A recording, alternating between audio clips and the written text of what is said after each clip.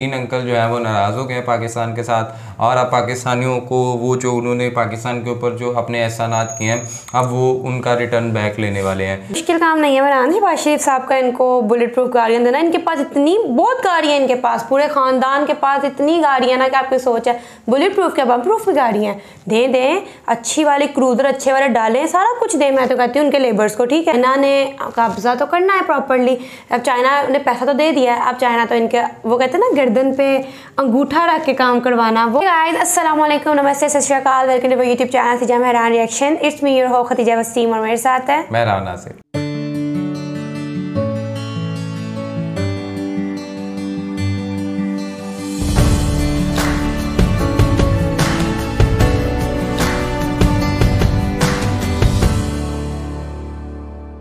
नाज़रीन, पाकिस्तान की सिचुएशन से आप लम्हा ब लम्हा हम भी आपको आगाह करने की कोशिश करते हैं, इंफॉर्मेशन देते रहते हैं, लेकिन चाइना की इस वक्त जो है एक और ही चाइना के हवाले से जो चीज़ है, हम तो चाइना को कहते हैं जी कि चाइना की जो दोस्ती है वो हिमालय से बुलंद। और पाकिस्तान में जिस तरह इमरान खान साहब को पिछले दिनों गोली लगती है और उसके बाद अभी पीएम शहबाज शरीफ जो है वो गए हुए हैं चाइना के एक विज़िट के ऊपर, और इस वक्त पाकिस्तान के अंदर सीपैक का मामला भी चल रहा है और चाइनीज़ जो है वो बहुत ज़्यादा तादाद में पाकिस्तान के अंदर पाए जाते हैं। लेकिन अभी चाइनीज़ को भी पाकिस्तान से जो है वो ट्रस्ट के कुछ इश्यूज़ आ रहे हैं और उन्हें लग रहा है कि हमारे जो वर्कर्स वहाँ पे काम कर रहे हैं, जो हमारे सिविलियंस वहाँ पे काम कर रहे हैं, उनकी सिक्योरिटी के हवाले से भी ना हमें कुछ थ्रेट्स हैं और हम नहीं चाहते कि हम अपने चाइनीज़ को वहाँ पे भेज के और कुछ इस तरह का कोई सिक्योरिटी थ्रेट हो और बाद में जिस तरह भी सिचुएशन चल रही है, अगर वो अपने मुल्क के लोगों को नहीं संभाल सके, आपका एक्स प्राइम मिनिस्टर के लिए आप सिक्योरिटी नहीं टाइट कर सके, तो हम तो फिर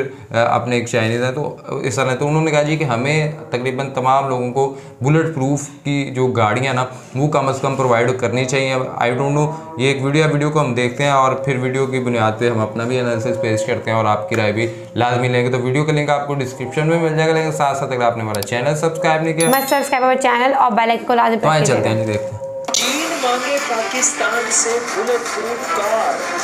पिछले 24 घंटे में 17 मीटिंगें हुई चीन और पाकिस्तान के बीच में।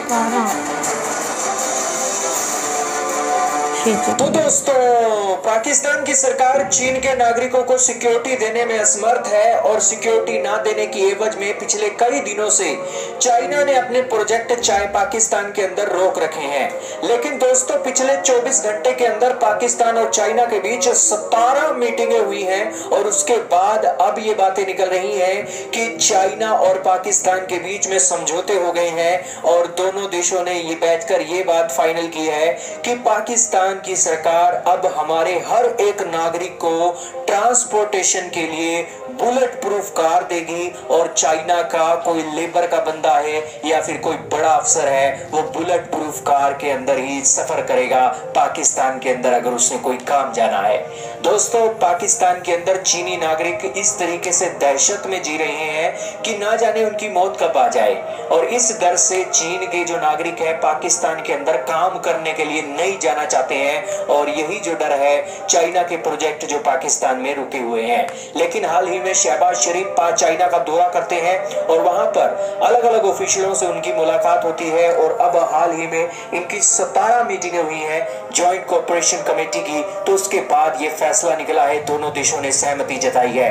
हालांकि चीन की सेना तो डिमांड कर रही थी कि वो अपनी आर्मी पाकिस्तान के अंदर भेजेगी और उनकी आर्मी इन प्रोजेक्टों की सेफ्टी और सिक्योरिटी करेगी, लेकिन पाकिस्तान की सेना ने चाइना को समझाया कि ये तो हमारी नाक कटने जैसा बात हो जाएगी। पड़ोसी देश भारत जो है वो हमारी पूरी दुनिया में फजीयत करेगा और हमारे देश में जो एटम बम है वो तो दोस्तों नाम का हो गया है और इस सिचुएशन में हम आपको अनुमति नहीं दे सकते हैं कि आप आइए और अपने ये प्रोजेक्टों की सिक्योरिटी के लिए पाकिस्तान के अंदर सेना तैनात कीजिए। तो इसके ऊपर चाइना ने कहा कि चलो कोई बात नहीं, तुम हमें एंट्री नहीं देते हो ना दो, लेकिन हम पाकिस्तान के अंदर ट्रेनिंग सेंटर स्टैब्लिश करेंगे जिससे आपके प्राइवेट सिक्योरिटी गार्ड और आपकी लॉ एनफोर्समेंट एजेंसियां जो है उनको हम मॉडर्न टेक्निक के वेपन देंगे और इसी के साथ ही उनको ट्रेनिंग देंगे कि किस तरीके से अपने इलाके को सिक्योर करना है। यानी कि इनडायरेक्टली चाइना ने अपनी एंट्री परमानेंट करवा ली है पाकिस्तान के अंदर। अब दोस्तों, वो ज्यादा बड़ी संख्या में तो चीन की सेना नहीं आएगी, लेकिन चीन की सेना इनडायरेक्टली डायरेक्टली तौर पर आएगी और पाकिस्तान की आर्मी, लॉ एनफोर्समेंट के जो ऑफिशियल हैं उनको ट्रेन करेगी और प्राइवेट सिक्योरिटी गार्ड्स को ट्रेन करेगी किस तरीके से चीनी नागरिकों की सेफ्टी करनी है। अब दोस्तों इन ट्रेनिंग सेंटरों के अंदर यही सिखाया जाएगा कि तुम्हारी जान की कोई कीमत नहीं है, लेकिन चीन के नागरिक के तुम्हें अपनी जान बचानी है। अब दोस्तों पाकिस्तान अपनी जान पर खेलकर चीन के नागरिकों की जान बचाएंगे। और दोस्तों समय ही ऐसा चल रहा है, पाकिस्तान को पैसा चाहिए तो चीन की हर बात माननी होगी।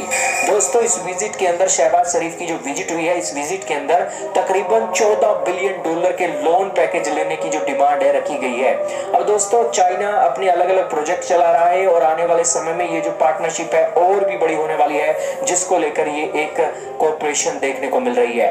दोस्तों अब पाकिस्तान को ये देखना चाहिए कि चाइना के ये प्रोजेक्ट को चला रहा है, बहुत अच्छी बात है, चलाना चाहिए, लेकिन चाइना के नागरिकों को बुलेट प्रूफ कारें वो कहां से उपलब्ध करवाएगा। आज दोस्तों मंत्रियों की कारों को बुलेट प्रूफ करवाने के लिए अच्छा खासा खर्चा आ जाता है और चीन की लेबर को इधर से उधर ट्रांसफर करने के लिए जो खर्चा आने वाला है, पाकिस्तान की जेब पे ढीली हो जाने वाली है। खैर मरता क्या ना करता पाकिस्तान के लिए तो वो बात हो गई है। और अब चाइना के जो नागरिक हैं ठाठ से बुलेट प्रूफ कारों के अंदर सफर करने वाले हैं। लेकिन दोस्तों पाकिस्तान के जो आतंकवादी हैं वो भी छिले हुए बेर हैं, उन्हें अच्छी तरीके से पता है कि बुलेट प्रूफ कार को किस तरीके से उड़ाना है, क्योंकि पाकिस्तान के अंदर होता क्या है, पाकिस्तान को ऐसे ही नहीं टेररिज्म की फैक्ट्री बोला जाता है, पाकिस्तान के पास हर तरीके का जुगाड़ है। आईफोन की फैक्ट्री सुना, टेररिज्म की फैक्ट्री भी आई है। ये देखो करना है तो पाकिस्तान की सरकार और फौज भी नहीं रोक सकती, क्योंकि ये पैदा किए हुए आतंकवादी इनके ही हैं। खैर आप क्या कहना चाहोगे चाइना और पाकिस्तान के इस नई जोड़ी के ऊपर कमेंट सेक्शन में बताइएगा। इस वीडियो में सिर्फ इतना ही था।